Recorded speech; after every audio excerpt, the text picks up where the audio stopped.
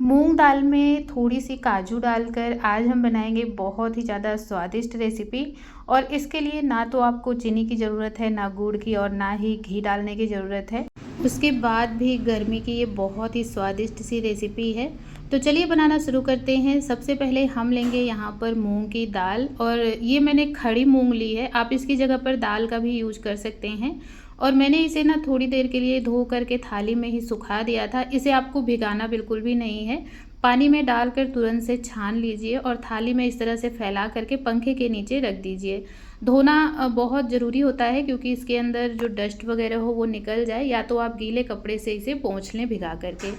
और मेज़र हम करेंगे, मेज़र करने के लिए मैंने यहाँ पर देखिए कप का यूज किया है। तो मूंग जो है खड़ी वो 1 कप है। और अब हमें इसे ना भूनना है, ड्राई रोस्ट ही करना है। रोस्ट करने के टाइम पर इसके अंदर घी वगैरह हमें कुछ भी ऐड नहीं करना है। और इसे देखिए इस तरह से लो फ्लेम पर हम भूनेंगे। मूंग को भूनने में ना हमें लगभग 4 से 5 मिनट लग सकते हैं, क्योंकि हम इसे बिल्कुल लो फ्लेम पर भूनेंगे। फ्लेम को आपको हाई नहीं रखना है, नहीं तो ऊपर से इसके छिलके जो है ना वो अच्छी तरह से हो जाएंगे, लेकिन अंदर से ये कच्चे रह जाएंगे। तो इसीलिए इसे बिल्कुल धीमी आंच पर, मध्यम आंच पर आप पकाइए, जिससे मूंग एकदम अंदर तक सॉफ्ट रहते हैं ना, तो कुरकुरे हो जाएं, क्रिस्पी हो जाएं और अंदर तक पक जाए। जब ये पक जाएगा ना तो इसके अंदर से काफ़ी अच्छी खुशबू आने लगती है और इसका कलर भी चेंज हो जाता है। मूंग की दाल जो होती है, या फिर मूंग जो है छिलके के साथ में ना, ये बहुत ही ज़्यादा हेल्दी होती है, काफ़ी हल्की होती है, बहुत ही जल्दी से पच जाती है। तो गर्मियों में ना आप इस तरह की रेसिपीज़ बना सकते हैं। जो लोग डायबिटीज़ हैं या हार्ट पेशेंट हैं, उनके लिए तो ये रामबाण औषधि की तरह काम करेगी, क्योंकि आज हमने इसमें ना तो चीनी ऐड किया है, ना ही गुड़ ऐड किया है, घी भी नहीं डाला है। और साथ के साथ में ना आप इसमें कोई आटा सूजी वगैरह भी नहीं यूज़ कर रहे हैं। केवल हम इसे मूंग की दाल से बनाएंगे या मूंग से बनाएंगे, तो बहुत ही ज़्यादा ये हेल्दी रहेगा। अगर आप जिम जाते हैं ना तो भी आप इसका यूज़ कर सकते हैं, प्रोटीन का बहुत ही अच्छा सोर्स होता है मूंग।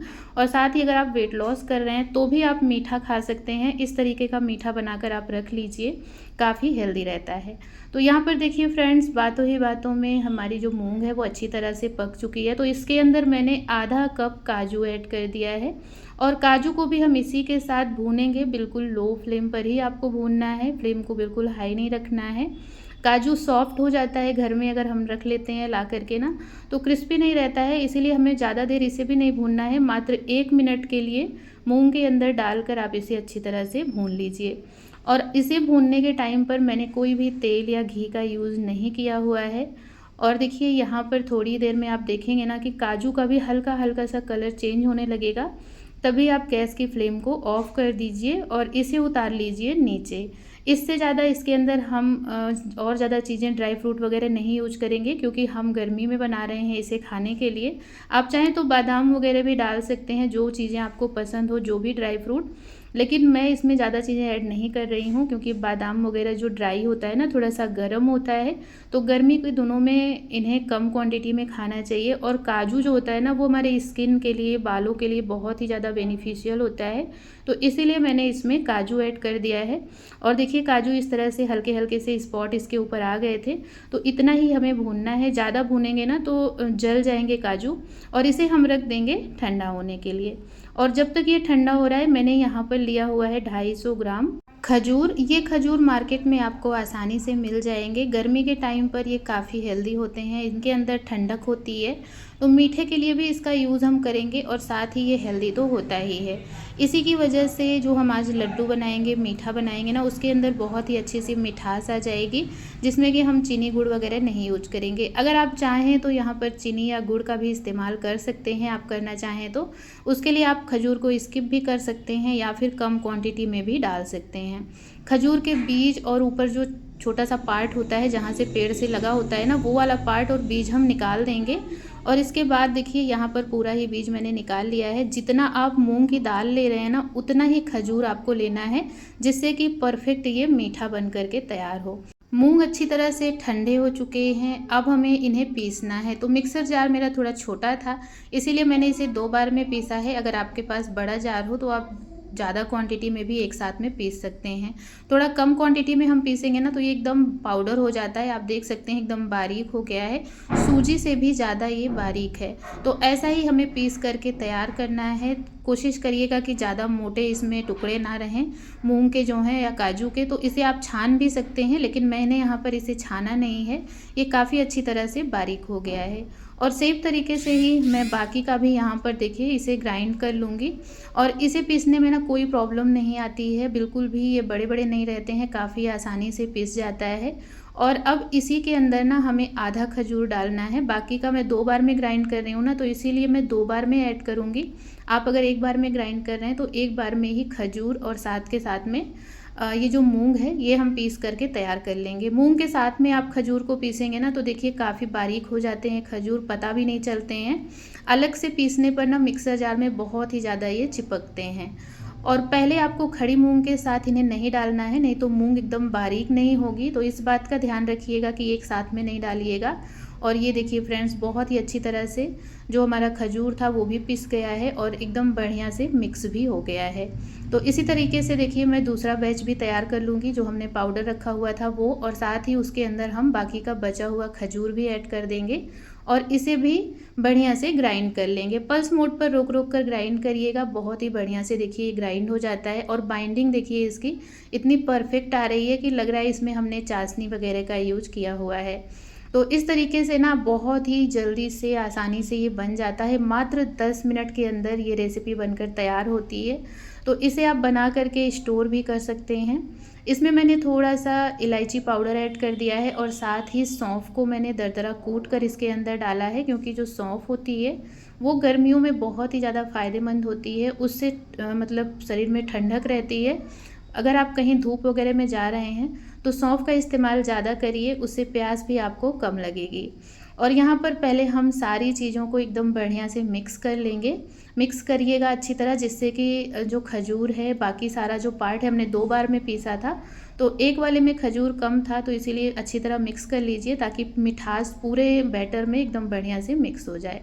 और यहाँ पर देखिए मैं आपको एक लड्डू बांध कर दिखा रही हूँ। इसमें कोई भी मैंने घी, चीनी, चाशनी का यूज़ नहीं किया, फिर भी देखिए कितना परफेक्ट ये बन करके तैयार हुआ है। तो अगर आप डायबिटिक हैं या फिर हार्ट पेशेंट हैं तो आप इस तरह से बनाइए। और मेरे घर में ऐसी कोई प्रॉब्लम नहीं है, मैं इसे स्पेशली बच्चों के लिए बना रही हूँ, तो इसीलिए मैं यहाँ पर 1 बड़ा चम्मच देसी घी ऐड कर दूँगी, जो कि गाय का घी है। ये गर्मियों में काफ़ी ज़्यादा अच्छा होता है, बच्चों के लिए काफ़ी हेल्दी होता है, तो इसीलिए मैंने इसमें ऐड किया है। वैसे इसकी कोई ज़रूरत नहीं थी, बांध कर मैंने आपको दिखा ही दिया था।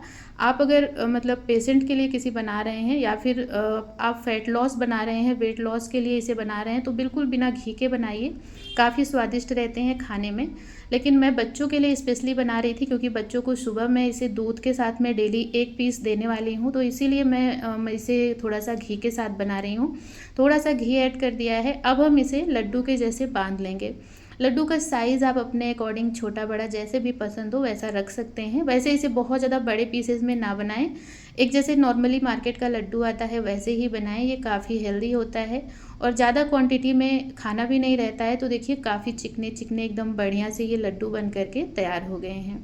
इन्हें बांधना भी बहुत आसान रहता है, बिना घी के भी आप बांध सकते हैं, लेकिन 1 चम्मच घी अगर आप डाल देते हैं ना तो उससे ये दिखने में काफ़ी चिकने रहते हैं, ड्राई नहीं दिखेंगे।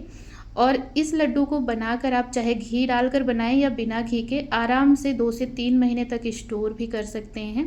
काफ़ी लंबे टाइम तक इनकी सेल्फ लाइफ बनी रहती है, क्योंकि इसमें कोई भी हमने पानी वगैरह का यूज़ नहीं किया है, ना ही दूध ना ही मावा। जब भी हम कोई भी मीठा बनाते हैं, अगर उसमें दूध या फिर मलाई दूध की, कभी कभी हम चाशनी बनाकर उसे बना लेते हैं, तो उस तरीके की जो मिठाइयाँ होती हैं ना वो मतलब ज़्यादा लंबे टाइम के लिए आप स्टोर नहीं कर सकते हैं। लेकिन इसको ना आप आराम से काफ़ी लंबे टाइम तक बिना फ्रिज में रखे स्टोर कर सकते हैं, ये बिल्कुल भी ख़राब नहीं होते हैं। अगर आप सफ़र वगैरह पर जा रहे हैं ना तो भी इस तरह की मिठाई बनाकर लेकर जा सकते हैं। हेल्दी तो होता ही है, काफ़ी फिलिंग वाला भी होता है, काफ़ी ठोस होता है। आप एक बार खा लीजिए तो थोड़ी देर आपको भूख भी नहीं लगेगी। इसी तरह से मैंने अभी 5 से 6 दिन पहले एक रेसिपी आप लोग के साथ और शेयर की थी, भुने चने के लड्डू की रेसिपी, जिसे आप लोगों ने बहुत ही ज़्यादा प्यार दिया था, बहुत ही ज़्यादा आप लोगों ने पसंद भी किया था। तो उसी तरह से मैंने इसमें भी कोई चीनी या घी का यूज़ नहीं किया है। तो आप इस रेसिपी को भी बना सकते हैं आराम से। और यहाँ पर मैंने ले लिए हैं खसखस, पोस्ता दाना, जिसे कि इंग्लिश में पॉपी सीड्स भी बोलते हैं। इसे मैंने थाली में फैला दिया है और इसी के अंदर पूरे लड्डू को डाल देंगे और अच्छी तरह से कोट कर देंगे। वैसे तो ये टोटल ऑप्शनल है, आप इसे ऐसे ही रख सकते हैं, नारियल के बुरादे में भी कोट कर सकते हैं। जो खसखस हमने ऊपर लगाए हैं ये तो मैंने थोड़ा सा डेकोरेट करने के लिए लगाया हुआ है, लेकिन मैं सजेस्ट यही करूँगी कि आप इसे ना ऊपर लगाने से अच्छा इसके अंदर डाल दें तो ये ज़्यादा हेल्दी होगा। क्योंकि ऊपर से डालने पर ना निकलता भी है, हाथों में लगेगा खाने के टाइम पर, लेकिन अगर आप अंदर डाल देंगे तो उसका पूरा बेनिफिट आपको मिलेगा। लेकिन मैंने थोड़ा सा इसे अट्रैक्टिव बनाने के लिए ऊपर से लगा दिया था पोस्ता के दाने। पोस्ता के दाने बहुत ही ज़्यादा हेल्दी होते हैं। अगर आपको ये मिल जाए ना तो आप ज़रूर से इसका सेवन करिए गर्मियों के टाइम पर। माइग्रेन के लिए ये बहुत ही ज़्यादा फ़ायदेमंद होता है। तो इसी से मैंने कोटिंग कर दी थी। और ये हमारा देखिए लड्डू बनकर तैयार हो गया है काफ़ी ज़्यादा क्वांटिटी में, 1 कप मूंग दाल से। और ये जो बिना घी वाला है इसे मैं आपको तोड़ कर दिखाती हूँ। आप देख सकते हैं बिल्कुल भी ड्राई नहीं है, ऐसा नहीं है कि इसका चूरा गिर रहा हो, बिल्कुल परफेक्ट बंधा हुआ है।